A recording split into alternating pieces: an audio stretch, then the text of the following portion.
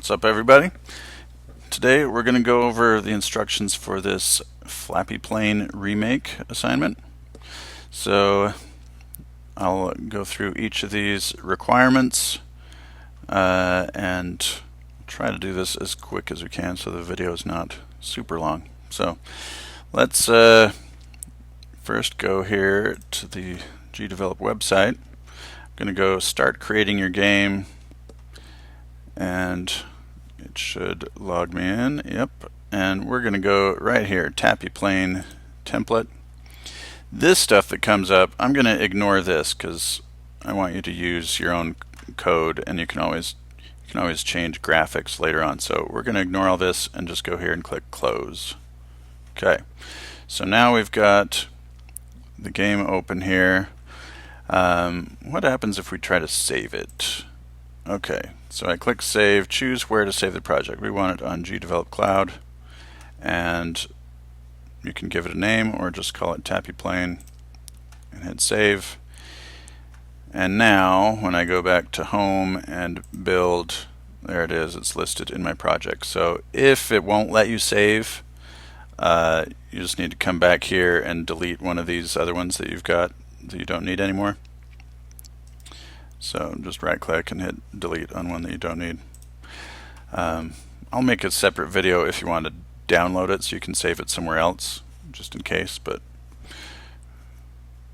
for now just make sure you've got room because you're going to want to have this saved. Alright, now here we are back in the game. Let's look at what the requirements are for this thing. First, add a pause feature if the player hits the P key. Okay, let's do that then. Also, I've got this instruction slideshow, so if you prefer to just go through it in slideshow, then this will do the same thing as the video. So your preference, which one of these that you use. Right, so we are adding a pause button. There we go. Let me just close these other tabs. So let's look at the code, and I'm going to make a new group. Alright, so see these blue blocks here? These are groups. So we've got instructions, we've got moving, game playing, game over. That one's not blue, but so and it's going to add the group like wherever I last clicked. So see how this one is selected? So if I go here to this plus button and event group, I think it'll add it below or maybe above. Let's see what happens. Event group. Okay, so it adds it above whatever I just clicked on. So this is as good a place as any to have the pause group, but just know that when it's this plus button, event group, and it will add it above whatever you clicked on. So if you had clicked on here, it would add it above that. But and you can always move things around. Look, select that and move it around. I could collapse game over, move it below game over. Just don't put it inside another group. Okay, if I did this, now it's going to be inside this game over group. That's not what I want. So make sure it's its own thing, and just to be sure, you can just collapse all these things. So let's put it even right here is fine. So we'll call it pause game. Alright, so to pause the game, we need a new variable that will keep track of whether the game should be paused or not. So look, no, we don't have any variables here yet, but let's make one. Add action. So at the beginning of the game, this is the very top of the screen, at the beginning of the scene, we're going to add an action, and let's call it, I'm just going to search here for variables. Change variable value. That's the one I want. And it doesn't have a variable yet called pause game. So let's just type it in, pause game. And we want to save this to the scene variable. So I'm going to click here, add or edit variables. And look, it already added it. So these are all of our game variables for the scene pause game. This is not going to be a number, it's going to be Boolean, which means it can be either true or false. So at the beginning of the game, we want it to be false. We are not pausing the game at the beginning. So I hit apply, pause game, set value to false. Yes, that looks great.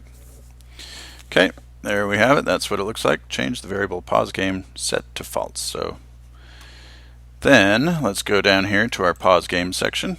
I'll just click in here. I'm going to go up here and add a new empty event. And look how, see how this is at the same hierarchy as this one, like the left, they're lined up with each other on the left. So to make this part of the group, I'm going to click on this and just drag it to the right so it's indented like that. So that way it will, all of this will be part of the pause game group. See how everything in the game playing is also indented from there, and everything in moving is indented. So if this was just lined up like that, then this would not be part of the pause game group. This would just happen after the pause game group. So we want it inside there. Okay, what are we going to check? Well, we want to find out if they hit the P key, right? Over here, if the player hits the P key on the keyboard, we want it to pause. So let's add a condition, and it is not affecting one of the objects. We are looking for a keyboard thing. So other conditions, keyboard. And other thing you can do is go up here and search for it. If you don't know exactly where to look for it, just go and search and hit keyboard. It'll bring anything with this word in it. Key pressed. Okay. A few different things here that maybe you've dealt with already, but the differences between these, any key pressed, so that one you can't specify which key you're looking for, but we want just the P key. So that would be key pressed specific key. So I click that and we choose which key we're looking for. So I'm just going to type in the letter P. There it is. So in this case it should always be lowercase. Sometimes they're capitalized, but not here. So hit OK. Alright. If the P key is pressed, then what do we want to do? Well, there isn't, go action. There's nothing in here that's just like pause the game. And also, we wouldn't necessarily want it because they might be unpausing it, right? So what we're going to do, every time they press the P key, here I'm going to collapse these so they're not getting in the way. We want to change this variable here. Change the variable P pause game set to false. So if they press the P key, we want to either pause it or unpause it, one of those two, but we don't know which. So I'm going to go add action. I'm going to go other actions, and here we're going to change that variable. So our action will variable, change variable value. That's what I want. Then let's go over here, and here's the variable we want to change, pause game. So this will only show up in the list if you added it to the scene variables like I showed you before. So if you did not add it, then it's not going to be here in the list. So that's why you always want to add a variable that you're going to use. Okay, we want to change it to what? Well, do I want it to always be true if you hit P? No, because sometimes I want it to be false if you're unpausing it. So we're going to toggle. So toggle just means make it the opposite. Alright, so at the start of the game, pause game is false. So then the first time I hit the P key, it will be the opposite. It'll set it to true. Alright, next let's add some more events. We're going to add sub-events. So I've got this one selected. I could go over here and click sub-event there and see how this one is indented. Little corner there. So if it's lined up exactly, then it's not a sub-event. It would do this and then it would do this, but we only want these sub events to happen if the P key is pressed. So let's add another condition here. So what are we going to check? Well, we want to see if that variable equals true. Okay, so let's go other conditions, variables, variable value, pause game. So check if the value is true. Okay, so if the pause game is true, then let's pause the game. Well, how do we do that? Let's do this. Add action. I'll just do it and then I'll explain it afterwards. Add action. We're going to change a different variable. So other actions, variables, change variable value. We're going to change this thing called state. And we're going to set it to paused. And make sure and put it in quotation marks. If you don't, it'll warn you here. It has to end with a double quote. So make sure it's surrounded by quotation marks, and make sure that you've remember how you spell it. I don't care if you capitalize it or not, but just be consistent. All right. So we're going to set this. There's a variable called state, and we're setting it to paused. Now let's add another one below here. So this one should not be a sub event, but if I have this selected, then I can go here, do a regular event, or I could right click in this area, add new event below. Alright, so see how both of these are indented, so they're both sub events of the P key being pressed, but they're not sub events of each other. So here, how about I just select this, copy, then I go over here, click on paste conditions. Hey, that's easy. So let's switch this one. Instead of true, what if it is false? What do we want to do if this variable is false? Well, then we want to do the opposite of this, change variable state. So I'll just select this one, copy, go down here, paste, and instead of paused, I want the state to be, put in quotes, game playing. All right. Now, why did I name it this? Well, look right below here. See how we have a group called game playing, and see how the variable, there's a variable state equals game playing. So if the variable state equals game playing, then all this stuff will happen.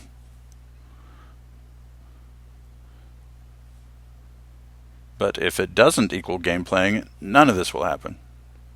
So up here, when I changed it to paused, then it'll go here below it. Does the state equal game playing?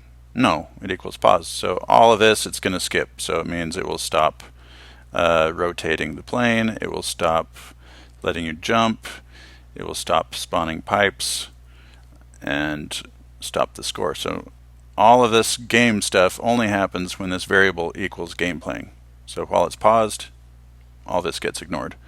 What about some other game states? Let's see, game over. If the variable state equals game over, then all this stuff will happen. So this variable is basically keeping track of what part of the game you're in and what the game should be doing. All right. Moving. Okay, so this stuff happens if the state equals not started or game playing. Either one of those, it'll happen. Alright, so that's why we want to change it back to game playing if it has been paused. Okay, so P key pressed, toggle. So after it toggles, then it'll do both of these things because these are sub events of this. First it'll check that, P key was pressed, yes. Then is pause game true? Then switch that to paused. Is it false? Then switch that to game playing. Okay, easy. Is there anything? Well, let's hit preview and see if that worked.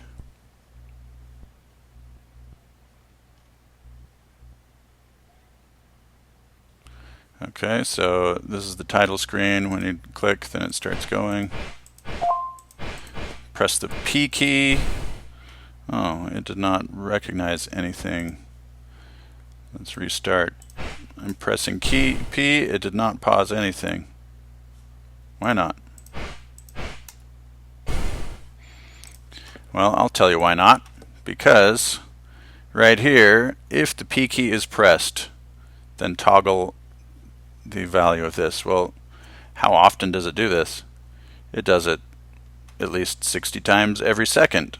And how long was I pressing the P key for? So even though I just barely pressed the P key, it probably did this same thing 30 times because I was holding it. So we need to add one more thing here. Add condition, other conditions, events, trigger once. So this is an important thing to have in there occasionally, trigger once. So that means it will only do all this stuff once every time I press the P key, instead of doing it 30 times really, really fast. So let's hit preview one more time.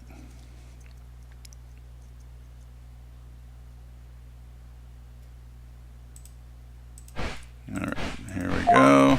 Press P. Oh, okay. So it paused, but then the plane fell down because gravity is still affecting it. So what do we want to do to make the plane stay on the screen?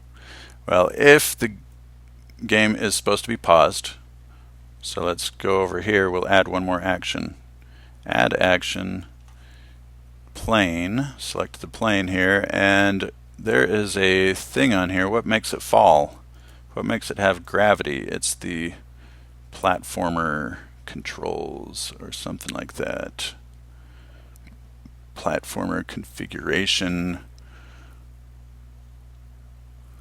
How do we change that? We just want to turn platformer off. That's what we want. Where is that? There we go. Behaviors. Deactivate a behavior. And these are the behaviors it has on it. Platformer object. Activate. No. Okay. So if the game is paused, then activate platformer object of plane. No. So that's the same as saying deactivate it. Then down here, when you unpause the game and start playing again, then we want to do the opposite. We want to turn platformer object back on. So I'll go add action, Tappy plane, scroll down, find this activate behavior, platformer, activate, yes. Okay, now just make sure those are in the right spot. Pause game, true, set it to paused, and turn off the platformer object. But then here we turn it back on. Let's see if that worked.